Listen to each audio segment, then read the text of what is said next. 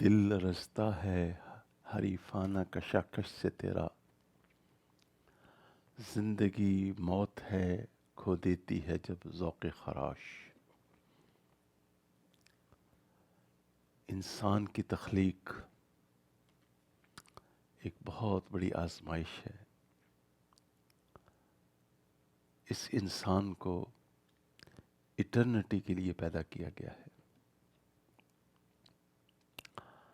ہم پہلے عالم ارواح میں تھے، اب عالم دنیا میں ہیں، اور عنقریب ملک الموت تشریف لائیں گے اور اپنے اپنے وقت کے اوپر ہماری روحوں کو قبض فرمائیں گے، اور پھر ایک ابدالآباد زندگی شروع ہو جائے گی۔ تو اس دنیا میں پریشانیاں آئیں گی، چونکہ ہمارے والدین جنت میں رہے ہیں، سیدنا آدم علیہ السلام اور سیدنا حوا علیہ السلام، تو ہمارے اندر وہ ایک طبعی خواہش ہے کہ ہم ہر وقت جنت میں رہیں۔ لہٰذا جس انسان کو دیکھیں وہ اس کاوش میں لگا ہوا ہے، محنت کر رہا ہے کہ میری یہ دنیا کی زندگی جنت بن جائے، لیکن خالق حقیقی اللہ رب العزت کی یہ مشیت نہیں ہے۔ انہوں نے واضح طور پہ ارشاد فرما دیا ہے کہ ہم ضرور بے ضرور تمہاری آزمائش کریں گے،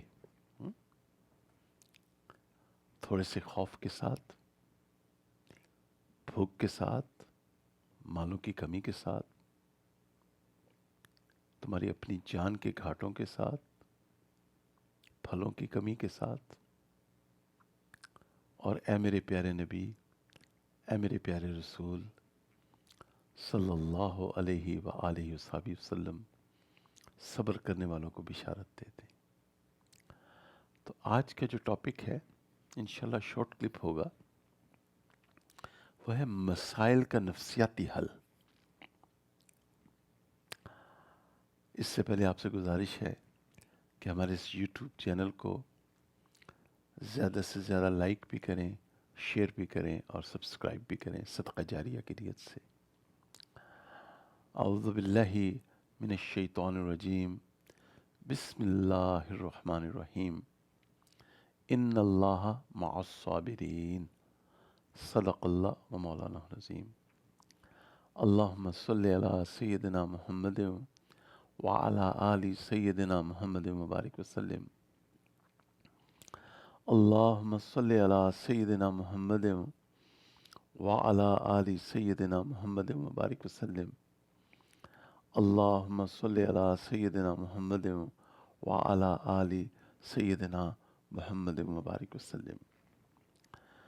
تو پریشانیاں، دکھ، بیماریاں، تنگ دستی، یہ سب کچھ ہم اپنی آنکھوں سے دیکھ رہے ہیں، اور ان حوادث سے، ان حادثات سے ہمارا دل جو ہے وہ متاثر ہوتا ہے، اور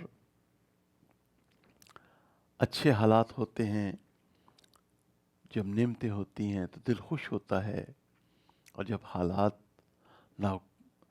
ناگوار ہوتے ہیں، انپلیزنٹ ہوتے ہیں، تو دل جو ہے وہ پریشان ہو جاتا ہے، مغموم ہو جاتا ہے۔ سبحان اللہ و بحمدہ، سبحان اللہ العظیم۔ تو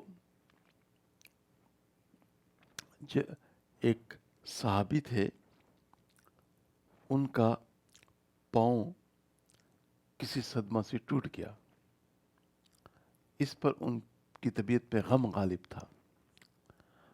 کچھ دنوں کے بعد سیدنا علی اور سیدنا معاویہ رضی اللہ عنہما کے درمیان سیدنا عثمان رضی اللہ عنہ کی شہادت کی وجہ سے اختلاف پیدا ہو گیا۔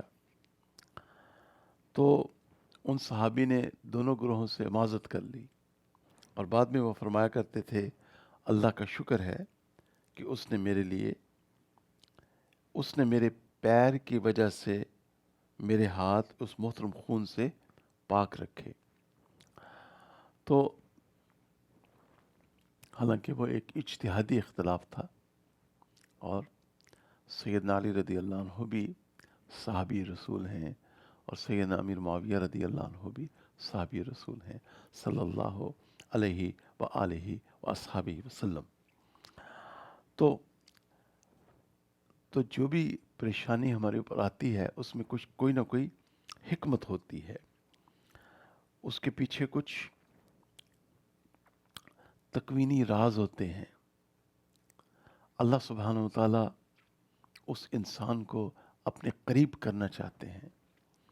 تو لہٰذا جب بھی مصیبت آئے تو اس وقت تو ہم عافیت کی دعا ہمیشہ مانگا کریں. اپنے جو صبح اور شام کے معمولات ہیں ان میں یہ دعائیں ضرور مانگا کریں. اللہم انا نسألک العفو والعافیہ والمعافاة فی الدنیا والآخرہ.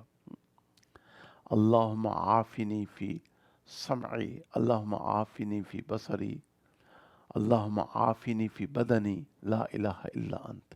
تو عافیت کی دعائیں کثرت سے مانگنی چاہیے انشاءاللہ. یہ ایک ہماری انویسٹمنٹ ہے. یہ میرے استاد محترم جن سے میں نے تجوید سیکھی تھی، مدینہ منورہ سے فارغ التحصیل ہیں وہ، اللہ ان کو جزائے خیر دے. تو وہ یہ فرمایا کرتے تھے کہ یہ جو دعائیں ہیں صبح اور شام کی، یہ ہماری انشورنس پالیسی ہیں، اس سے ہمیں پروٹیکشن حاصل ہو جاتی ہے. اور جب مصیبت آئے تو اس وقت کوشش یہ کریں کہ موت کو کثرت سے یاد کیا کریں، قبر کے بارے میں سوچا کریں، قیامت کے دن کی طرف کے بارے میں سوچا کریں.